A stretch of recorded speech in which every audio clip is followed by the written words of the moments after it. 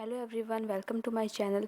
आज जो टॉपिक हम डिस्कस करने वाले हैं वो है ईटियोलॉजी ऑफ हाइपोकैल्सीमिया। हाइपोकैल्सीमिया एक कंडीशन होती है जिसमें ब्लड में कैल्शियम लेवल्स काफ़ी कम हो जाते हैं। जो नॉर्मल रेंज होती है ब्लड में कैल्शियम की 8.6 टू 10.3 mg पर डेसीलीटर, इससे जो कैल्शियम लेवल्स होते हैं वो काफ़ी कम हो जाते हैं। कैल्शियम एक मेजर एलिमेंट होता है बॉडी में। जो कैल्शियम हम अपनी डाइट से लेते हैं उसमें से 99% स्टोर हो जाता है हार्ड टिश्यूज़ में, जैसे बोन्स एंड टीथ, और बाकी का 1% ब्लड और सॉफ्ट टिश्यूज़ में डिस्ट्रीब्यूट हो जाता है।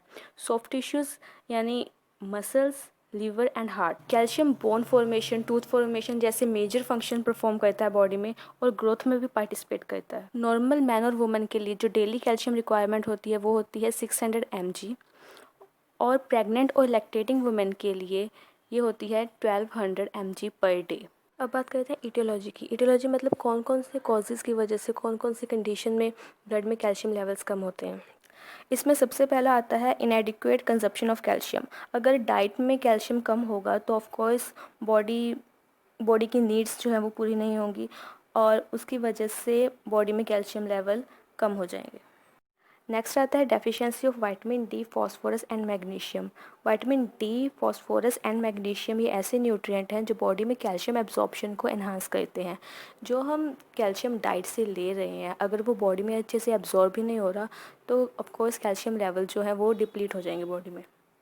आगे आते हैं एब्जॉर्प्शन डिप्रेसिंग फैक्टर्स और माल एब्जॉर्प्शन।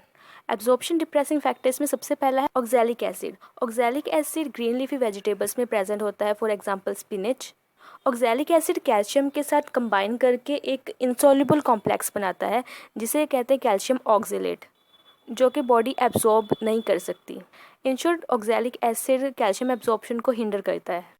अगला है फाइटिक एसिड। फाइटिक एसिड भी इंसॉल्युबल सॉल्ट बनाता है और न्यूट्रिएंट के एब्जॉर्प्शन को प्रिवेंट करता है। जैसे oxalic acid green leafy vegetables में प्रेजेंट होता है वैसे ही फाइटिक एसिड सीरियल ब्रांड में प्रेजेंट होता है। अगला पॉइंट है access fat. High fat diet can result in steatorrhoea, और जो माल एब्जॉर्ब्ड फैट होता है वो प्रमोट करता है प्रमोशन ऑफ इंसॉल्युबल सॉल्ट्स, जो कि फिर कैल्शियम से कंबाइन करके उसकी एब्जॉर्प्शन को रिड्यूस करते हैं। नेक्स्ट पॉइंट है कैफ़ीन। हाई कैफ़ीन न्यूट्रिएंट्स की बायो अवेलेबिलिटी को कम करता है। सिर्फ कैल्शियम ही नहीं, बाकी सब न्यूट्रिएंट्स की बायो अवेलेबिलिटी को भी कैफ़ीन कम करता है, क्योंकि कैफ़ीन की वजह से जीआई ट्रैक्ट की मोटिलिटी है वो इंक्रीज़ हो जाती है, जिसकी वजह से ज़्यादातर जो न्यूट्रिएंट्स होते हैं वो यूरिन में ही लॉस हो जाते हैं, बॉडी को मिल ही नहीं पाते। नेक्स्ट पॉइंट है ड्रग्स। कुछ मेडिकेशंस ऐसी हैं जो कि कैल्शियम एब्जॉर्प्शन को रिड्यूस कर देती हैं, जैसे थायरॉक्सिन हो गई, कुछ एंटीकोएगुलेंट्स हो गए और कॉर्टिजोन्स। अगला पॉइंट है एज। एज बढ़ने के साथ साथ जो बॉडी की एफिशिएंसी होती है न्यूट्रिएंट को फूड से एब्जॉर्ब करने की वो कम होती जाती है। नेक्स्ट पॉइंट है इंक्रीज्ड गैस्ट्रोइंटेस्टिनल मोटिलिटी। कुछ फैक्टर्स जैसे कि ज़्यादा फाइबर कंज्यूम करने की वजह से या फिर due to diarrhoea gastrointestinal motility increase हो जाती है, और उस वजह से इंटेस्टाइनल ट्रैक्ट को इतना टाइम ही नहीं मिलता कि जो फूड में न्यूट्रिएंट हैं वो उनको अच्छे से एब्जॉर्ब कर पाए, और अगर अच्छे से एब्जॉर्प्शन ही नहीं हो रही है तो वो न्यूट्रिएंट बॉडी को मिलेगा ही नहीं। अगला पॉइंट है मेनोपॉज। पोस्ट मेनोपॉजल वुमेन में एस्ट्रोजन लेवल डिक्रीज़ हो जाते हैं।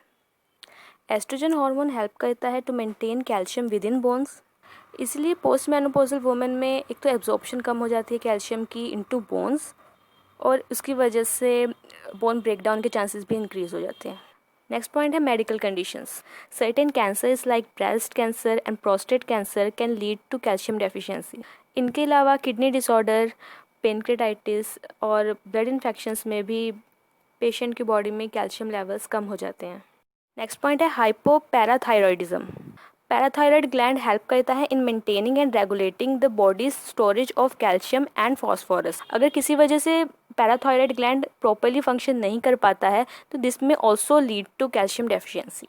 नेक्स्ट पॉइंट आ जाता है लैक्टोज इंटॉलरेंस। जो लैक्टोज इंटॉलरेंट इंडिविजुअल्स होते हैं वो ज़्यादातर डेयरी प्रोडक्ट्स कंज्यूम नहीं कर सकते, इसलिए वो कैल्शियम डेफिशिएंसी के हायर रिस्क ग्रुप में आ जाते हैं।